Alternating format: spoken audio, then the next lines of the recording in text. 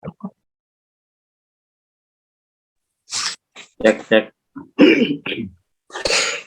Ya, suara sana dan Siap. kedengaran jelas suaranya. Jelas ya. Oke. Bismillahirrahmanirrahim. Assalamualaikum warahmatullahi wabarakatuh. Waalaikumsalam warahmatullahi wabarakatuh. Alhamdulillahirabbil alamin. Wassalatu wassalamu ala asyrafil anbiya'i wal mursalin sayyidina wa maulana Muhammadin wa ala alihi wa sahbihi ajma'in, amma ba'd. Alhamdulillah, selalu bersyukur kita kepada Allah atas kesempatan, kesehatan, dan kenikmatan yang Allah berikan, sehingga pada hari ini kita dapat bertatap muka kembali dalam kegiatan yang insya Allah mendapatkan ridha dari Allah Subhanahu wa Ta'ala. Amin. Dan tak lupa pula salawat serta salam selalu kita haturkan kepada junjungan kita Nabi besar Muhammad Sallallahu Alaihi Wasallam beserta keluarga, kerabat, sahabat beliau dan pengikut beliau ila yaumil qiyamah. Yang terhormat Kepala Sekolah SMP Plus Citra Madinatul Ilmi Ustadz Arif Baitika Rahman MPD, dan yang terhormat Al-Mukarram wal Muhtaram Ustadz Nasrullah SPDI selaku pemberi tausiah pada hari ini, dan yang sama-sama kita hormati asatidz dan asatidzah SMP Plus Citra Madinatul Ilmi serta semua siswa-siswi SMP Plus Citra Madinatul Ilmi yang selalu Ustadz banggakan. Adapun pembahasan atau tema yang kita bahas pada hari ini yaitu tentang ancaman bagi orang-orang yang meninggalkan sholat. Ngeri-ngeri sedap ya mendengar temanya. Oke, tapi tidak perlu takut. Yang penting kalian tidak meninggalkan sholat. Insya Allah kita akan diberikan keamanan dan kenyamanan nantinya oleh Allah Subhanahu wa Ta'ala. Sebelum kita masuki materi atau masuk kepada tausiah, Ustadz mau tanya dulu, adakah hari ini anak-anak Ustadz yang terlewat sholat subuhnya?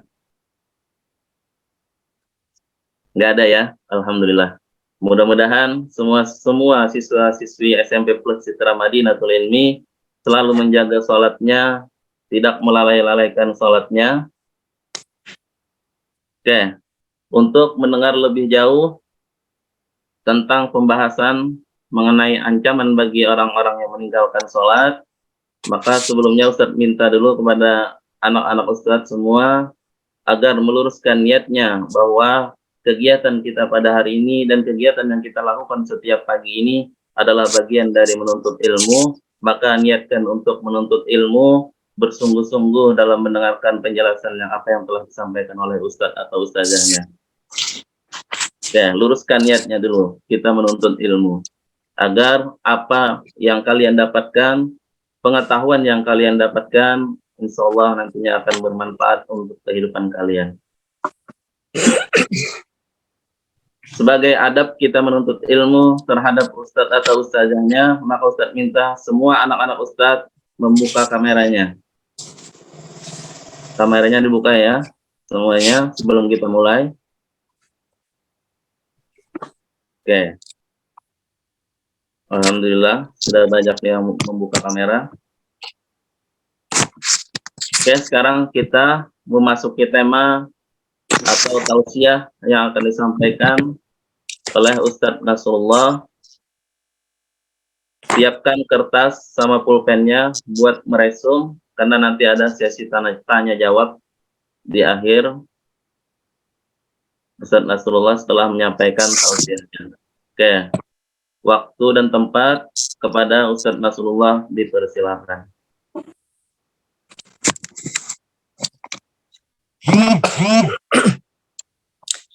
Bismillahirrahmanirrahim. Assalamualaikum warahmatullahi wabarakatuh. Waalaikumsalam warahmatullahi wabarakatuh. Alhamdulillahirabbil alamin wa bihi nasta'in ala umuri dunya waddin. Wassalatu wassalamu ala asyrafil anbiya'i wal mursalin sayyidina wa maulana Muhammadin wa ala alihi wa sahbihi ajma'in. Faqad qala Allah Ta'ala fi kitabihil karim, a'udzu billahi minasyaitonir rajim. Bismillahirrahmanirrahim. Innas salata kanat 'alal mu'minina kitaban mauquta. Shadaqallahul azim. Yang kita hormati dan muliakan Kepala Sekolah SMP Plus Citra Madinatul Ilmi Ustadz Arif Baitikar Rahman, yang kita hormati dan muliakan yang hari ini menjadi moderator Al-Mukarram Ustadz Sairani, yang mudah-mudahan kita semua selalu diberikan kesehatan, dan juga yang Ustadz hormati dan muliakan seluruh asatiz wal asatidah di SMP Plus Citra Madinatul Ilmi, dan juga tentunya seluruh siswa dan siswi yang Ustadz cintai, Ustadz sayangi. Mudah-mudahan sekali lagi di bulan yang mulia ini kita mendapatkan rahmat dan ampunan oleh Allah Subhanahu wa Ta'ala. Alhamdulillah, kita panjatkan puji syukur kehadirat Allah. Pada hari ini kita kembali bisa melanjutkan pembelajaran atau tausiah, yang mana hari ini Ustadz akan mengutip dari beberapa kitab ataupun ayat dan hadis yang berkenaan dengan sesuai tema kita. Pada intinya yang Ustadz sampaikan ini hanya menukil, bukan dari pendapat Ustadz sendiri, yang tadi sebagaimana sudah disebutkan Ustadz Sairani dari judul ini ya ngeri-ngeri sedap Jersidin.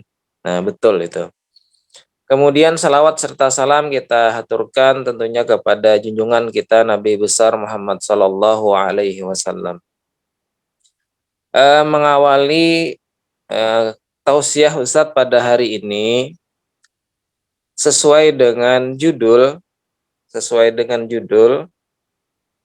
mungkin alangkah baiknya Ustadz awali dari pengertian sholat itu sendiri, kemudian keutamaan sholat itu sendiri.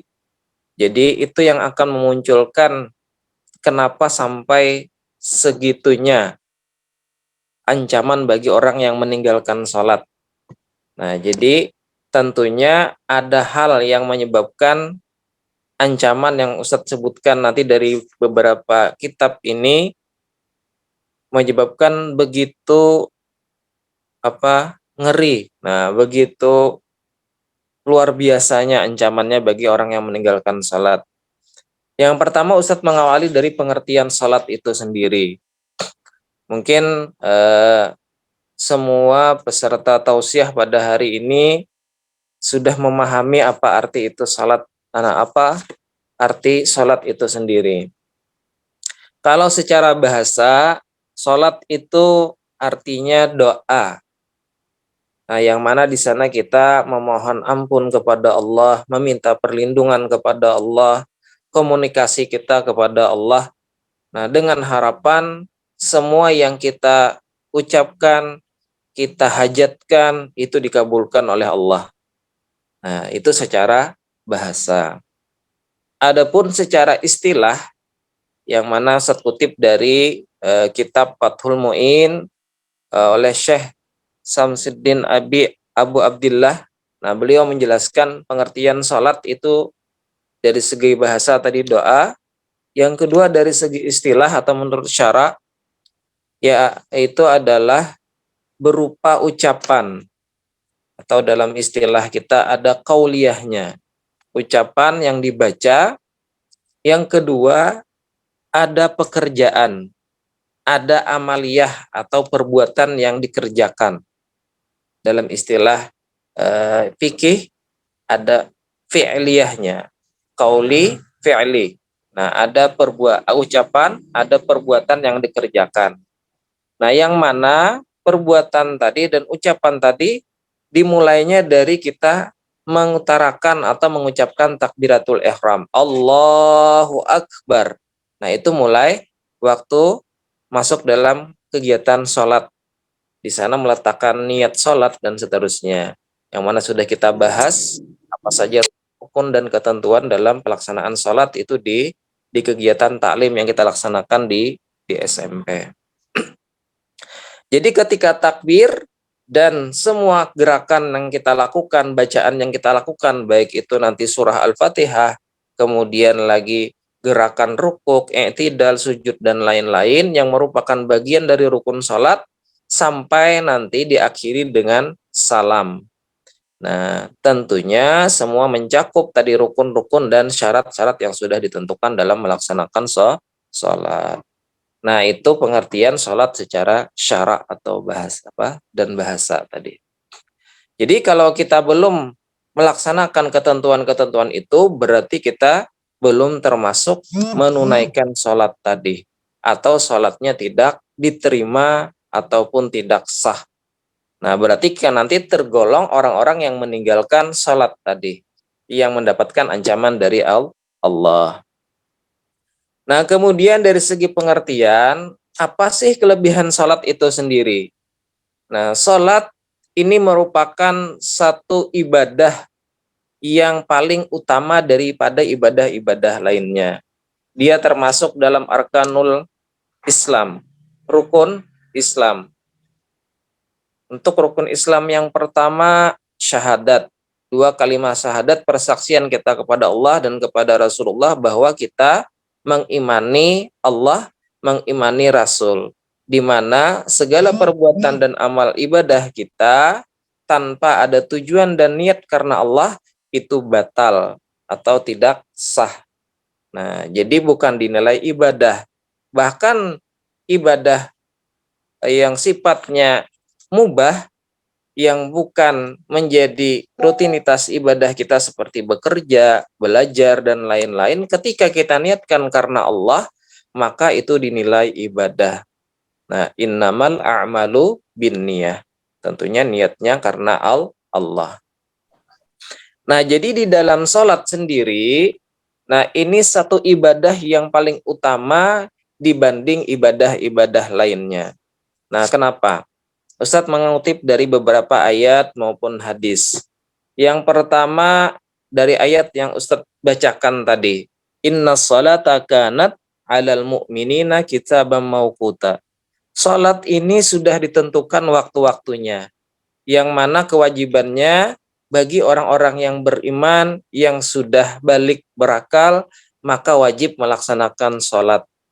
Dan ketentuan salat ini paling utama dibanding yang lain, sholat langsung diterima oleh Rasulullah dari Allah.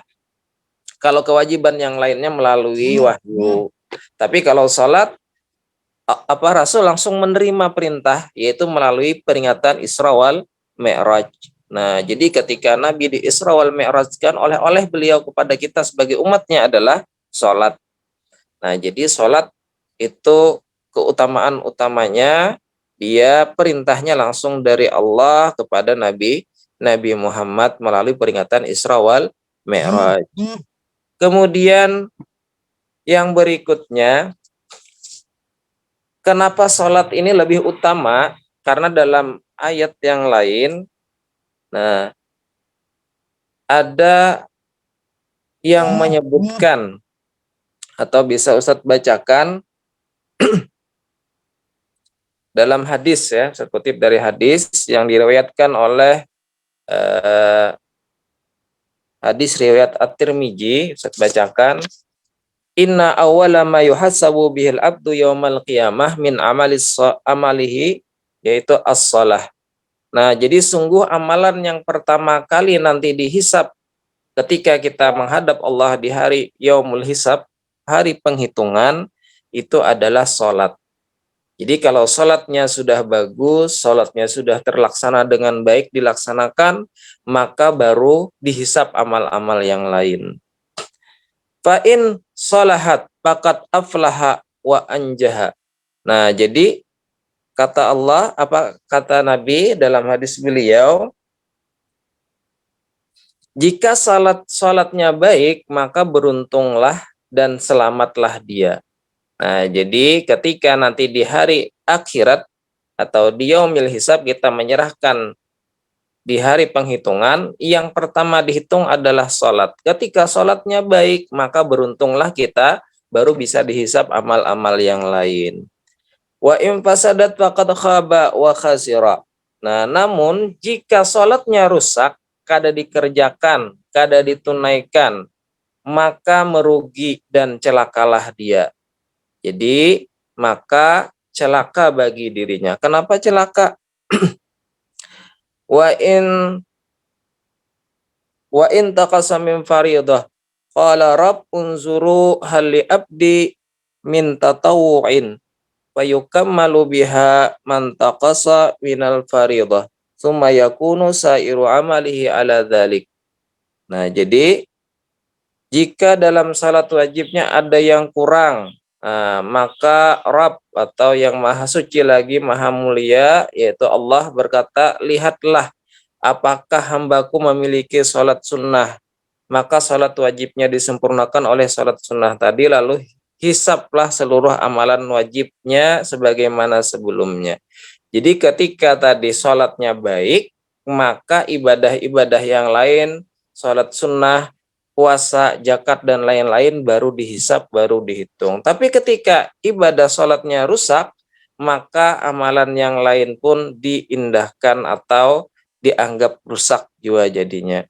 Nah, jadi salah satu utamanya salat adalah ibadah yang paling utama sebagai kunci kita menuju nanti yaumul hisab, hari penghitungan untuk amal-amal yang lain. Nah, itu kenapa salat sangat diperintahkan, bahkan mendapat larangan-larangan ketika orang yang meninggalkan sholat. Nah, saking apa utamanya sholat tadi. Nah, kemudian dalam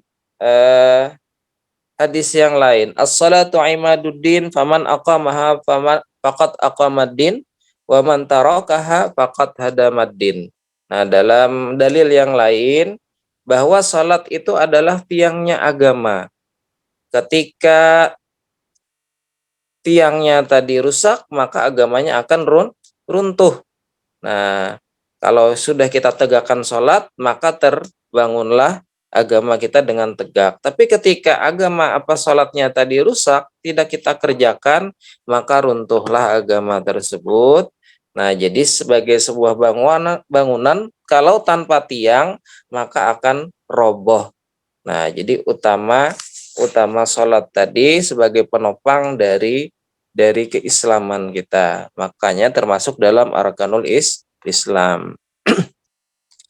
Kemudian juga bukan cuma penekanan kepada perorangan, tapi juga kewajiban tentunya bagi orang tua kepada anaknya, kepada keluarganya.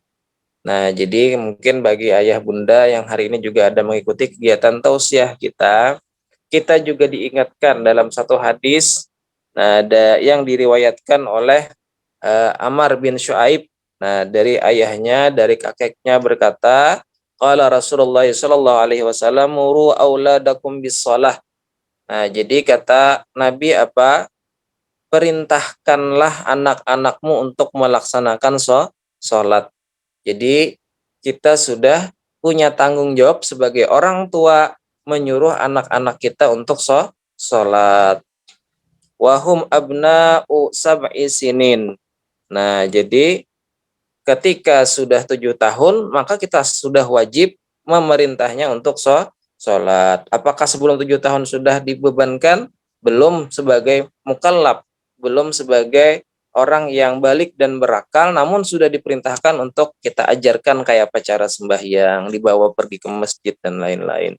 Namun sudah menginjak 7 tahun, maka kita sudah wajib menyuruh atau memerintahkan untuk sholat, walaupun secara ketentuan dia belum dibebankan karena belum balik, belum tanda balik tadi bagi laki-laki itu istilahnya mimpi basah, bagi perempuan yaitu menstruasi. Kemudian wadribuhum 'alaiha. Nah, jadi dipukul atas anak-anak kita tadi, kalaunya apa? Wahum abna'u ashrin, apabila anak kita sudah menginjak umur 10 tahun. Kalau inya kadahakun sembahyang.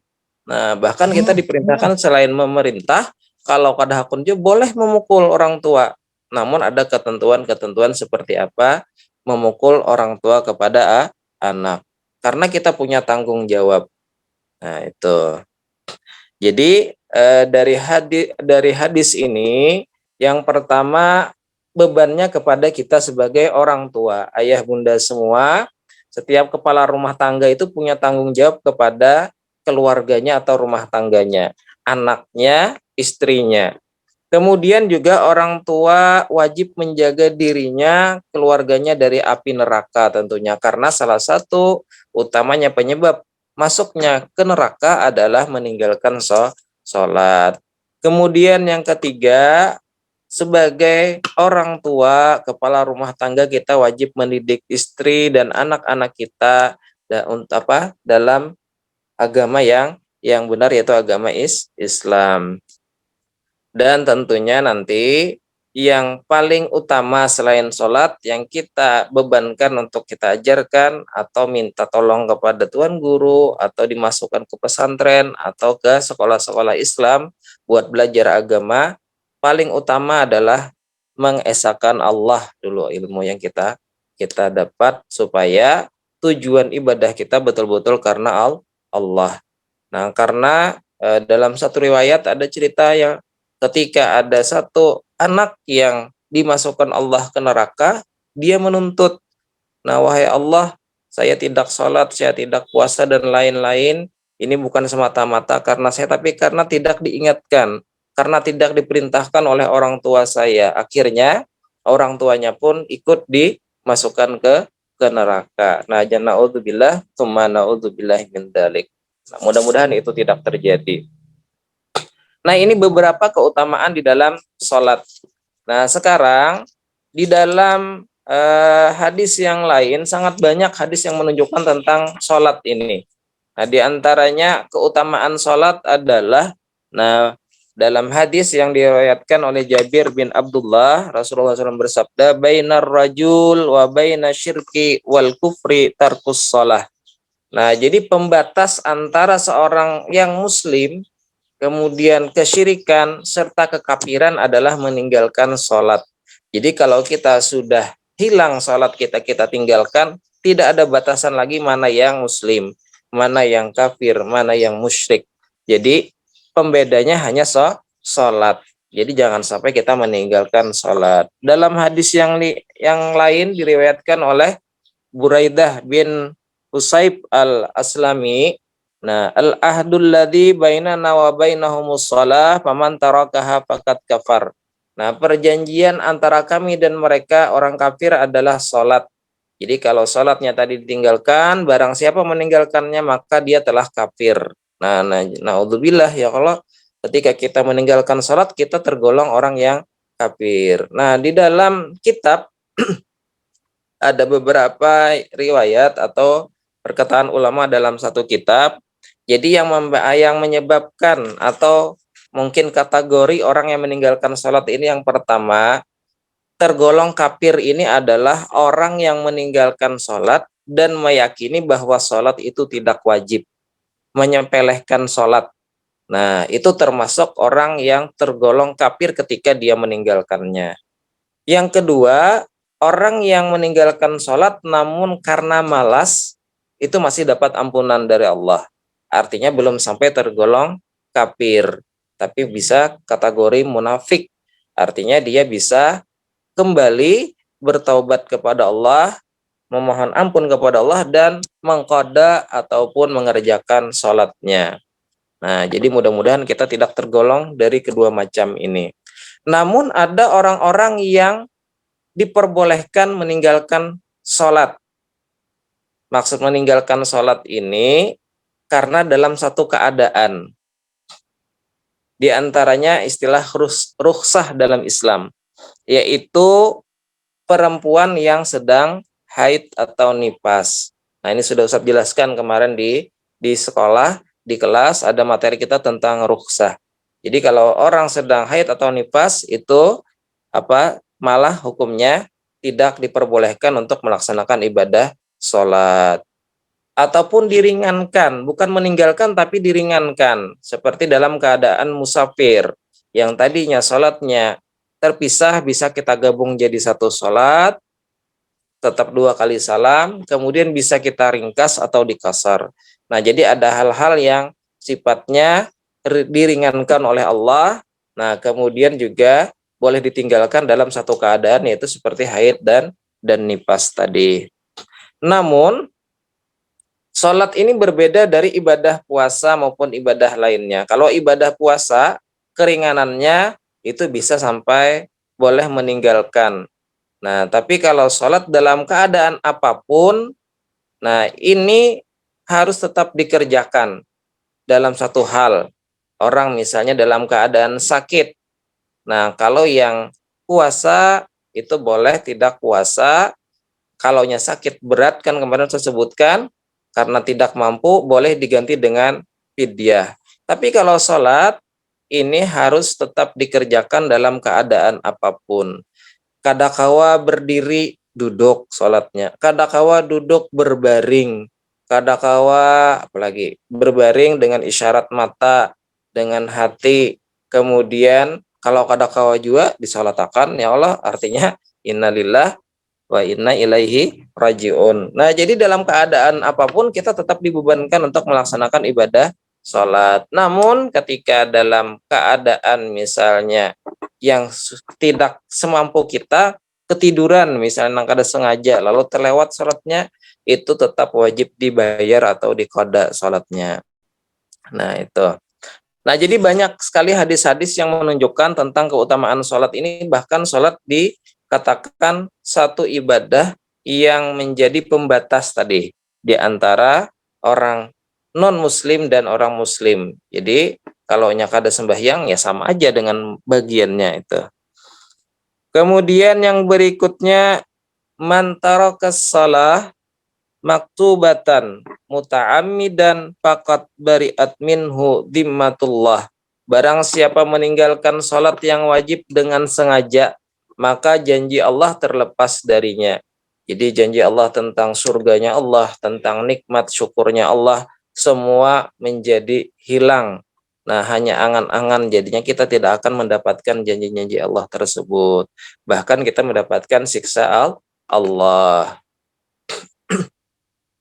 Kemudian ra'sul amril Islam wa umuduhu as-shalah. Nah, inti pokok dari segala perkara adalah Islam, dan tiangnya atau penopangnya adalah salat. Hadis riwayat At-Tirmizi. Nah, jadi kalau sudah tiangnya roboh, kada dilaksanakan, maka Islamnya, keislamannya pun akan runtuh. Nah, itu. Kemudian yang berikutnya, Bunyal Islam ala khamsin syahadati alla ilaha illallah wa anna Muhammadan abduhu wa rasuluh wa iqamis salah wa ita'iz zakah wa hajjil bait wa shaumi Ramadan. Nah, jadi dalam satu hadis, nah yang terdapat dalam dua kitab sahih, nah yaitu Sahih Sunan dan Musnad dari Abdullah bin Umar radhiyallahu an. Nah, tadi Islam itu dibangun atas 5 perkara. Ini dasar arkanul Islam. Jadi tadi adalah persaksian kepada Allah dan Rasul, kemudian juga tentunya sholat, kemudian puasa, haji, zakat, nah, dan shaumi Ramadan. Nah, jadi ini merupakan pokok dari dasar keislaman kita. Nah, jadi jangan sampai kita tinggalkan. Nah, sekarang dari beberapa yang sudah Ustadz sebutkan tadi, keutamaan sholat, kemudian fadilah sholat, terus lagi kenapa sholat sampai menjadi hal yang utama di dalam ibadah kita dan keislaman kita. Nah, sekarang Ustadz masuk yang dimaksud dengan judul kita, ancaman-ancaman bagi orang yang meninggalkan sholat. Tentunya tadi kalau meninggalkan sholat bisa tergolong munafik minimal, kemudian bahkan bisa kekufuran, murtad malah. Nah, karena kita mengindahkan sholat, menganggap sholat itu tidak wajib. Nah, itu bisa tergolong murtad. Kalau murtad tentunya, naudzubillah, ya jelas Allah sudah dengan mudah memasukkan kita ke dalam nerakanya Allah kalau memang tidak mendapatkan rahmat Allah. Nah, sekarang Ustadz masuk ke materi yang mana ini Ustadz coba cari yang memudahkan kita. Ustaz ada mendapat dari kitab Irsyadul Ibad. Nah, karya Syekh Jainuddin Al-Malibari dalam bab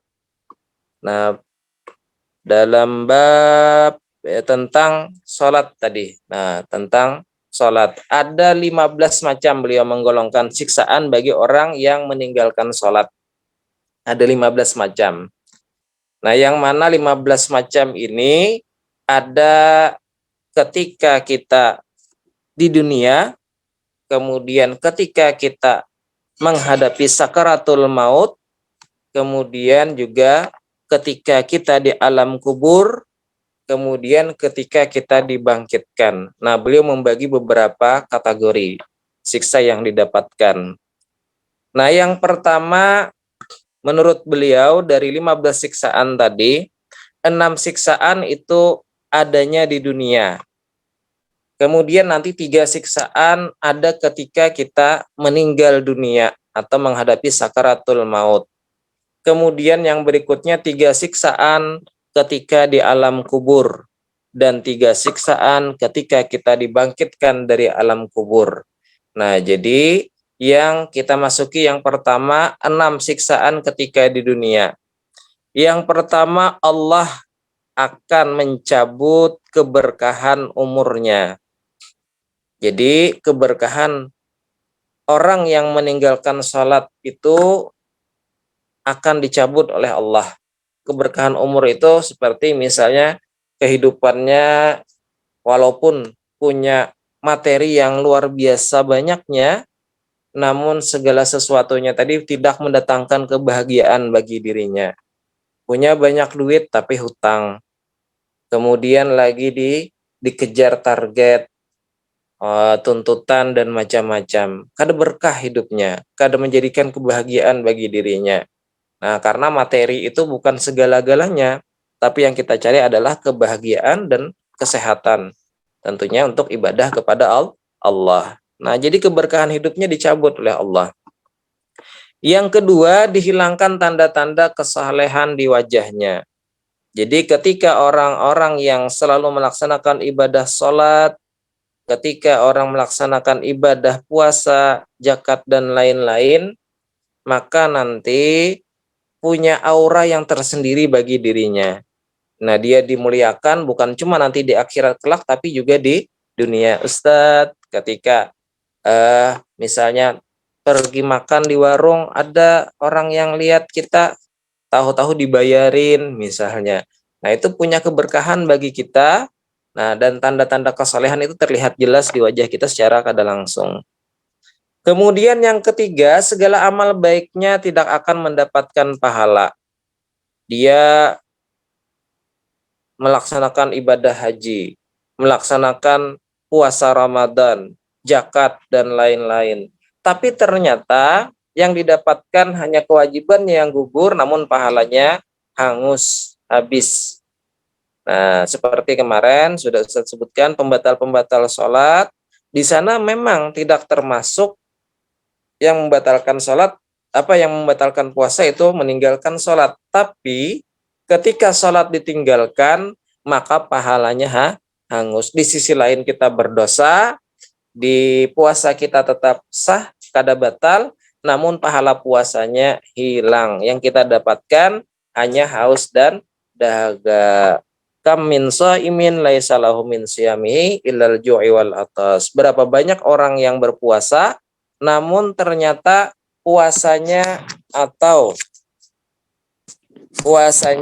kadada mendapatkan pahala apa-apa, hanya haus dan dahaga. Nah, yang berikutnya selain hilang pahala, yang keempat, doanya tidak akan dikabulkan oleh Allah. Doanya tidak akan dikabulkan oleh Allah.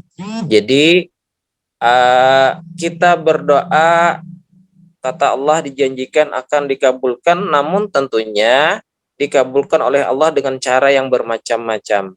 Nah, cara yang berbeda-beda. Nah, tidak harus dengan sesuai apa yang kita inginkan. Namun ketika kita meninggalkan sholat, tentunya itu menjadi catatan juga bagi kita bagaimana doa kita hendak dikabulkan kalau kita kada melaksanakan ibadah sholat. Kemudian yang kelima, tidak mendapatkan bagian doa dari doanya orang-orang soleh. Nah, jadi setiap sholat biasanya kita juga menyertakan doa untuk orang-orang kaum muslimin wal muslimat. Misalnya Allah maghfirli lil muslimina wal muslimat, misalnya. Itu kan ada doa-doa orang soleh untuk kita juga. Namun ketika kita meninggalkan sholat, kita tidak tergolong orang-orang yang didoakan tadi. Nah, jadi tidak termasuk orang yang didoakan oleh orang-orang soleh tadi. Dan yang terakhir, yang keenam, siksaan di dunia adalah akan dibenci oleh kebanyakan orang. Nah, akan dibenci oleh kebanyakan orang. Jadi orang kada katuju, kecuali ya memang orang-orangnya juga nang katuju bakawan lawan inya tadi. Tapi ketika orang-orang soleh, orang-orang baik, nah tidak akan mau berteman dengan dirinya, bahkan dibenci oleh orang lain. Nah, ini siksaan yang kita dapat ketika kita meninggalkan sholat. Kemudian yang berikutnya, 3 siksaan ketika meninggal dunia, kata pengarang. Yang pertama, mati dalam kondisi terhina. Mati dalam kondisi terhina. Banyak orang yang meninggal ketika sedang di diskotik, tahu-tahu ketika joget-joget mati. Nah, kemudian ada yang ketika minum minuman keras, tahu-tahu overdosis, teler, mabuk, atau obat-obatan terlarang, narkotika, tahu-tahu mati overdosis. Nah, itu mati dalam keadaan terhina. Nah, jadi itu salah satu penyebab, ya, diantaranya adalah meninggalkan sholat. Yang kedua, mati dalam kondisi lapar. Nah, yang mana nanti dia ketika sakaratul maut dan meninggal dunia, makanan tidak ada yang bisa masuk, mungkin karena tenggorokannya, kemudian kondisinya yang menyebabkan dia tidak bisa makan. Nah, dan juga mati dalam keadaan haus, juga tidak bisa dalam keadaan minum, sangat lapar, kondisinya sangat haus. Nah, ini orang-orang yang meninggalkan sholat. Bahkan diumpamakan di sini dalam keadaan haus tadi, sekalipun diminumkan 1 lautan, tidak akan mungkin akan menghilangkan dahaganya, saking hausnya. Nah, saking hausnya tadi, 1 lautan air diminumkan, nah diumpamakan seperti itu, tidak menghilangkan hausnya si orang yang meninggal dunia dalam keadaan tidak sholat tadi. Nah, ini ngeri-ngeri sedap nih tadi. Kemudian yang berikutnya, 3 siksaan di alam kubur. Nah, 3 siksaan di alam kubur. Yang pertama, kuburnya menyempit sehingga tulang-tulang rusuknya saling bersimpangan. Dihimpit oleh tanah di alam kuburnya sehingga tulang berulangnya saling berhimpit atau hancur. Nah, terasuk ini nah itu. Kemudian ruang kubur dipenuhi api sehingga sehari-hari hidup bergelimangan di atas bara. Jadi semuaan dibakar, bukan sampai kena ke neraka di alam akhirat, di alam kubur pun dia sudah merasakan api yang sangat panas membakar dirinya. Yang ketiga, di alam kuburnya akan ditemani oleh ular besar, utusan Allah untuk menyiksa, yang diberi nama Asy-Syuja' al-Aqra. Nah, jadi ada ular besar yang melilit tubuhnya, yang menghimpit, selain dihimpit, dibakar, kemudian dililit oleh ular besar tadi. Nah, itu nanti siksa di alam kubur bagi orang yang tidak sholat. Yang berikutnya, 3 siksaan ketika dibangkitkan di alam kubur menuju padang mahsyar. Yang pertama, ketika yaumul hisab, maka timbangannya sangat berat amal keburukannya. Walaupun ibadah yang lain ada, tapi ketika sholatnya rusak, sholatnya tidak dikerjakan, maka yang lain hangus, bahkan amal keburukannya yang lebih berat. Yang kedua, dibenci oleh Allah dan Allah tidak akan melihat dirinya. Nah, salah satu nikmat terbesar nanti di yaumil akhir adalah kita bisa berhadapan dengan Allah secara langsung. Nah, itu nikmat yang paling besar yang kita dapatkan nanti di yaumil akhir. Dan yang terakhir, yang ketiga, tentunya setelah semua yang siksa yang kita dapatkan, dimasukkan Allah ke dalam nerakanya Allah dan tidak akan mendapatkan ampunan Allah. Nah, jadi ya abadi, abadan abada. Nah, akhirnya dimasukkan ke dalam nerakanya Allah. Bahkan dalam satu riwayat nanti ketika di padang mahsyar di yaumil akhir itu, bagi orang yang tidak sholat akan datang para malaikat membawa satu rantai, yang mana rantai tadi panjangnya 70 hasta. Jadi rantai tadi diikatkan di lehernya, setelah diikatkan kemudian dimasukkan di dalam kerongkongannya lewat mulutnya sampai tembus ke duburnya. Nah, jadi itu salah satu siksaan. Lalu diseret di hadapan orang-orang dan para malaikat menyatakan ini adalah orang-orang yang meninggalkan salat sewaktu di dunia. Nah, jadi itu siksa yang sangat sangat berat. Nah, diriwayatkan nanti datang malaikat yang akan melakukan siksa itu. Dan yang mana satu rantai tadi itu terdiri dari bara api. Ketika rantai itu diumpamakan ketika jatuh ke dunia atau ke bumi, itu bisa membakar seluruh dunia saking panasnya bara dari rantai tadi. Nah, ini siksaan yang mudah-mudahan kita semua terhindar dari semua ini, dari apa yang sudah disebutkan dalam kitab ini. Nah, ada 15 siksaan yang akan diberikan, bukan cuma di dunia, menjelang akhir kita, sakaratul maut, juga ketika kita di alam kubur, kemudian juga di yaumil akhir. Mudah-mudahan semua terhindar.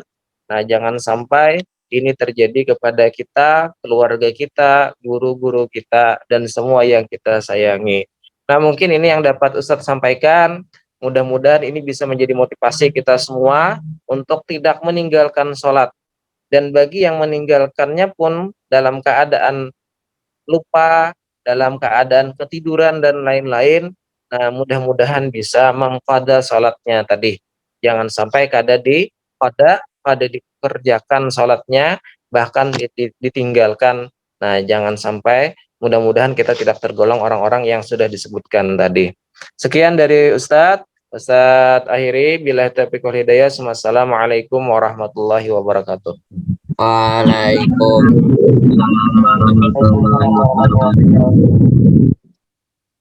Ya, demikianlah tadi uraian tausiah yang disampaikan oleh Ustaz Nasrullah mengenai ancaman bagi orang yang meninggalkan sholat. Ngeri ya. Tadi ada 15 siksaan bagi orang-orang yang meninggalkan sholat. Oke, untuk sesi ini kita sesi tanya jawab ya. Bagi siswa-siswi yang ada ingin ditanyakan, silahkan di chat atau langsung berbicara.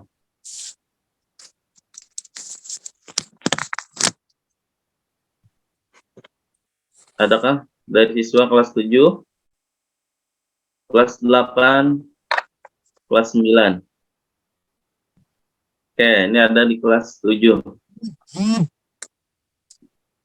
Pertanyaan dari Ryan, kelas 7C. Ini ada yang bertanya, Ustadz Inas. Assalamualaikum Ustadz, izin bertanya, bagaimana tips agar sholat itu khusyuk? Oke, mungkin bisa langsung dijawab, Rasulullah. Ya, makasih banyak kepada siapa? Ryan lah. Nah, Ryan atas pertanyaannya. Untuk sholat kita agar khusyuk, tentunya utamanya tadi sebagaimana Ustaz sebutkan, kita harus pasang niat dulu. Innamal a'malu binniyat, pasang niat kita, bukan hanya sebatas lafaz yang kita ucapkan, tapi kita hadirkan hati kita betul-betul hanya karena Allah.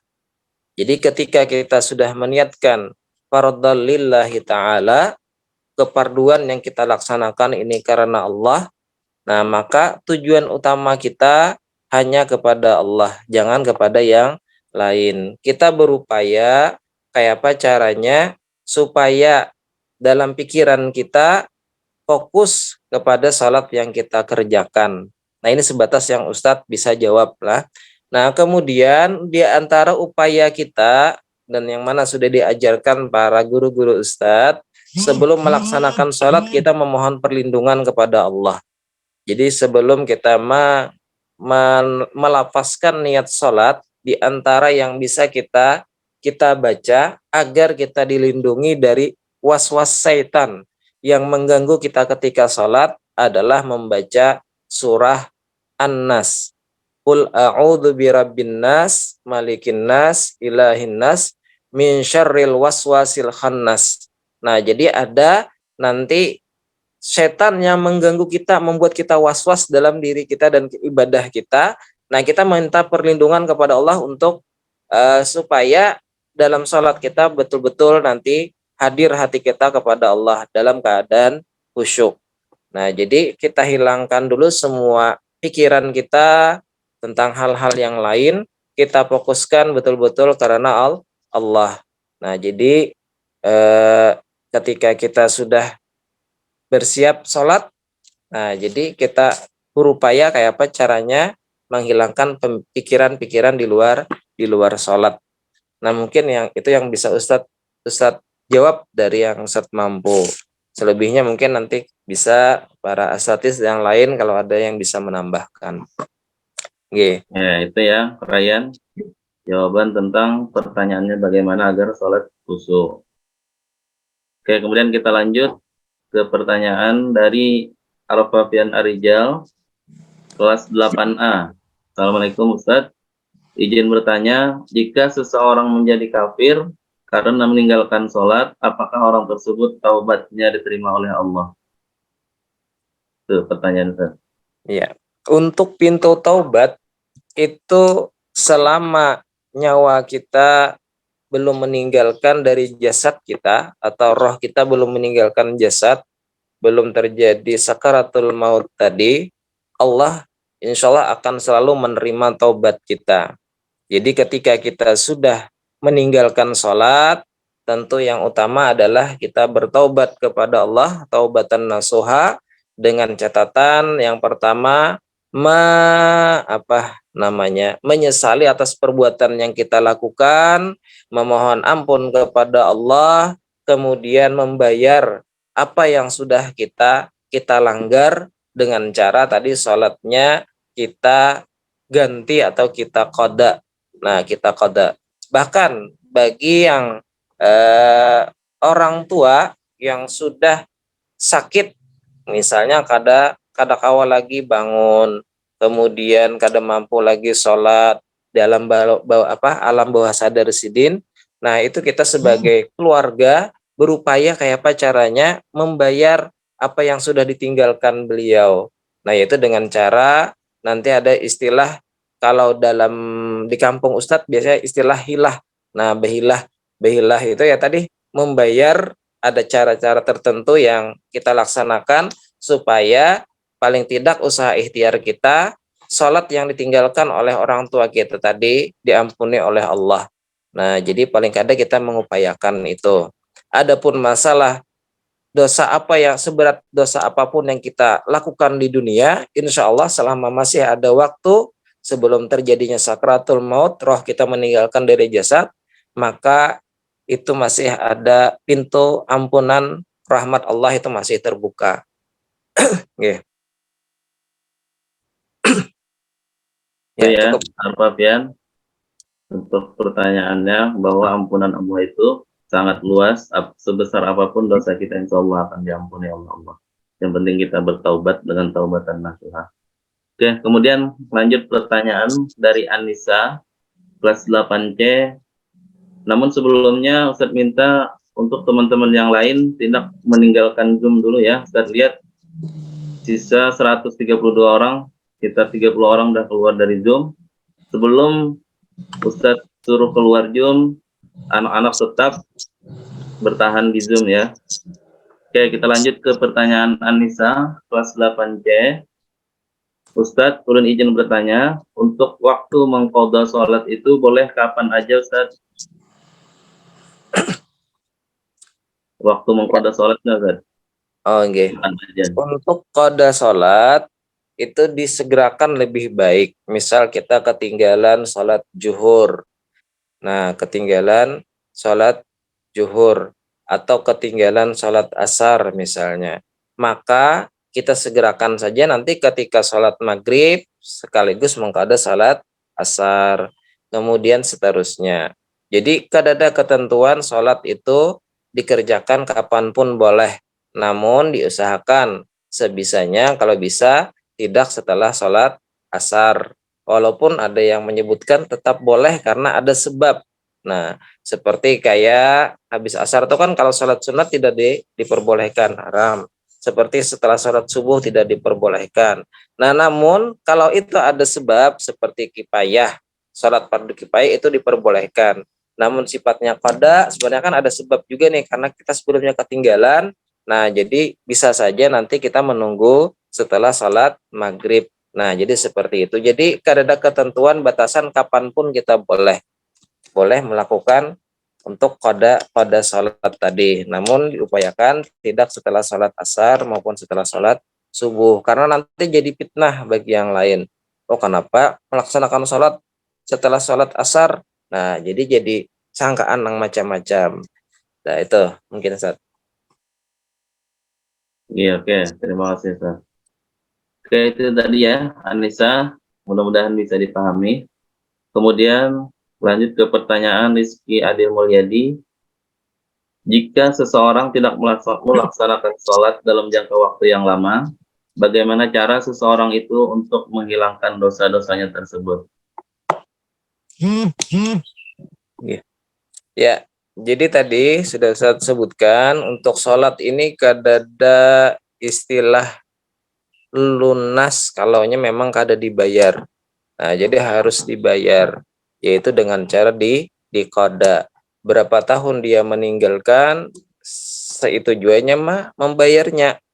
Jadi usahakan misal nanti setelah salat maghrib langsung berdiri lanjutkan dengan qada salat maghrib. Salat isya lanjutkan qada salat isya. Salat apa lagi berikutnya misalnya salat subuh bisa sebelumnya diqada dulu salat subuhnya baru salat subuh dan seterusnya.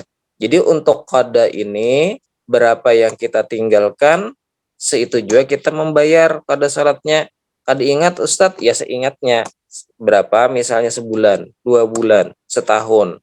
Nah, kita jalaninya ya seperti itu. Selain tentunya kita memohon ampun kepada Allah, berjanji tidak mengulangi dan melalaikannya lagi. Nah, bahkan di dalam hadis kan surah Al-Maun bukan dalam hadis, dalam ayat Al-Qur'an surah Al-Maun, fawailul lil musallin alladzina hum an salatihim sahun. Nah, jadi melalaikan salat aja sudah dilarang oleh Allah. Nah, jadi celakalah kata Allah bagi orang-orang yang salat namun salatnya lalai. Ini misalnya zuhur salat, asar kada sembahyang, maghrib sembahyang, isya kada sembahyang.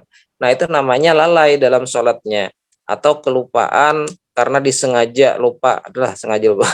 Nah, jadi itu termasuk hal-hal yang menyebabkan nanti kita mendapat murkanya Allah, yang tergolong orang-orang yang celaka. Tadi kalau kada kita memohon ampun kepada Allah dan membayar salat yang kita tinggalkan atau kada diqada tadi. Nah, itu. Oke. Itu ya untuk Rizky Adil Mulyadi. Jadi kalau ketinggalan sholat itu wajib diqada berapa banyak kita meninggalkan sholat. Untuk pertanyaan Andini kayaknya hampir mirip dengan pertanyaan si Anissa tadi. Mungkin Andini sudah bisa memahami. Kalau kita lupa sholat subuh, apa kita boleh mengerjakan pas jam 6:30 katanya? Oke. Untuk sholat subuh misalnya ketiduran, lalu bangun, tahu-tahu sudah jam 7, sudah jam 8, langsung aja laksanakan. Langsung sholat, bangun, sholat. Nah, jadi doa, ya mohon ampun kepada Allah atas kelalaian, ketinggalan sholatnya, langsung diqada sholatnya. Jangan sampai kita kada melaksanakan tadi. Jadi langsung aja dibayar, jangan ditunda-tunda. Oke, dari kelas 8A, banyak ya pertanyaannya ya. Kelas 8A Muhammad Ridho, Ustaz izin tanya, kalau meninggalkan sholat karena malas, apakah boleh diqada? Oke, langsung Ustaz, monggo.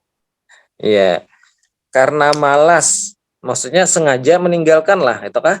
Ya, malas mengerjakan artinya bersengaja otomatis ya, karena malas. Ya, ya jelas harus dikoda tetap kalau ketinggalan sholatnya. Malas tahu-tahu terus nanggung nih main game misalnya kalau main ML. Nah tahu-tahu tadinya sholat zuhur sampai waktu asar hanya kaget, lupa tadi sholat. Nah itu langsung kerjakan sholat zuhur, kada sholat apa bisa aja langsung dikoda pada sholat zuhurnya dulu sebelum sholat asar, melaksanakan sholat asar baru sholat asar. Nah, jadi karena alasan tadi dalam keadaan apapun, bahkan sakit sekalipun, apalagi kalau hanya malas saja. Nah, tentunya itu berdosa, hukumnya memohon ampun kepada Allah dan salatnya kita pada. Oke, kayaknya habis ya. Oh, masih ada satu lagi saat ini penutup ya. Dari Kaira, kelas 7C.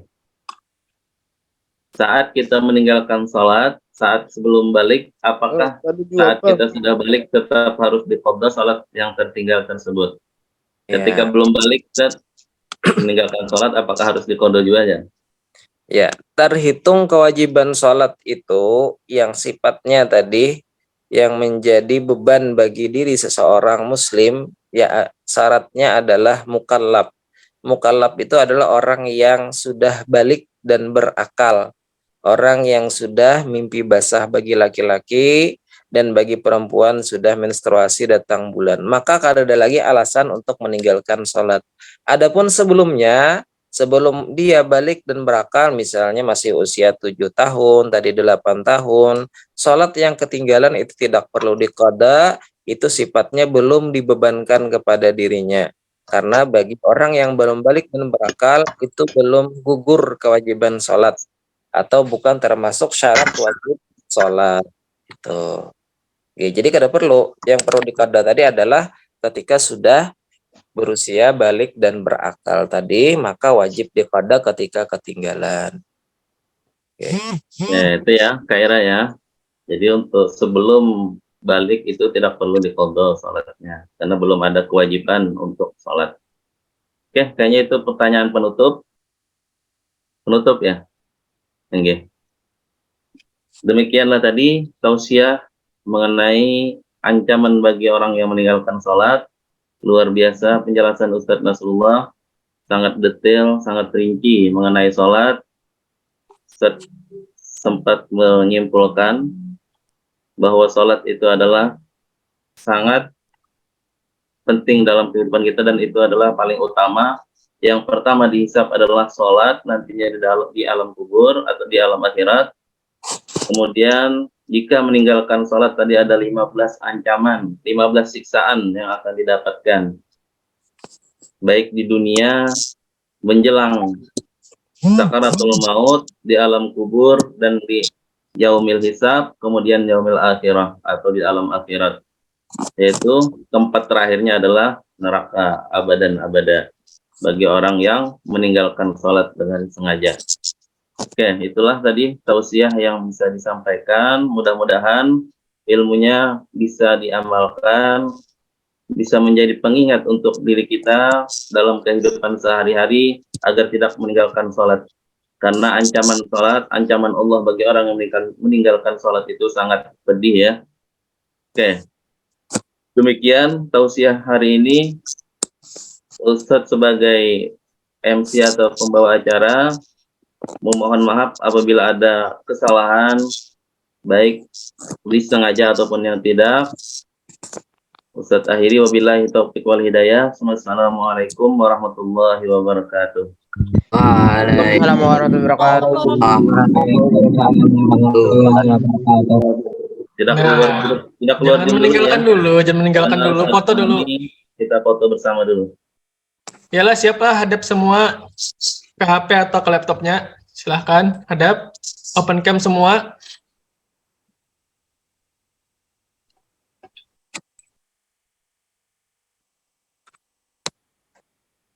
Yap, 3, 2, 1. Oke, selanjutnya. 3, 2, 1.